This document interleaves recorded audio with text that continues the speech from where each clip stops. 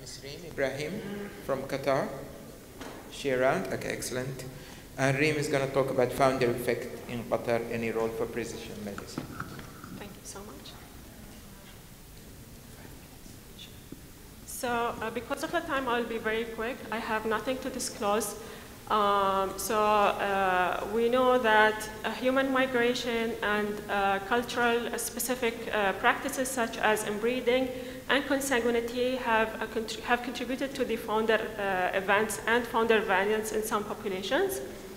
So a founder variant is a pathogenic variant that is identified in a high frequency in a specific population that is isolated or semi-isolated, that shares a single or small number of ancestors, while many founder variants remain uncharacterized, but the application of genomics in the clinical setting have pushed towards identifying some founder variants in some populations, for example, the Ashkenazi Jewish and Finnish. And the identification of founder variants have not only impacted the understanding of the disease etiology, but also in providing tailored intervention and personalized management plans. And the goal of precision medicine is to provide the right treatment to the right patients at the right time. So in Qatar, it's known that the consanguinity rate is very high, and it's reported to be up to 67%. And the Qatari population is largely made up of tribal communities that also have a high rate of endogamy marriage within the same tribe. And all these factors have led to the high prevalence of autosomal recessive disorders, as well as coexistence of 2 or more genetic disorders within the same family, and again to the presence of founder variants, as well as increased frequency of homozygotes for autosomal dominant disorders, such as familial hypercholesterolemia. And up to date, there are at least 12 autosomal recessive conditions identified in the Qatari population with founder variants. This table has some of these conditions, such as cystic fibrosis, Gray-Seely syndrome type 2, epidermolysis bullosa. And this table has some of the metabolic genetic conditions, such as DLD, homocystinuria, MCAD. So what are the implications of these founder variants in the Qatari population?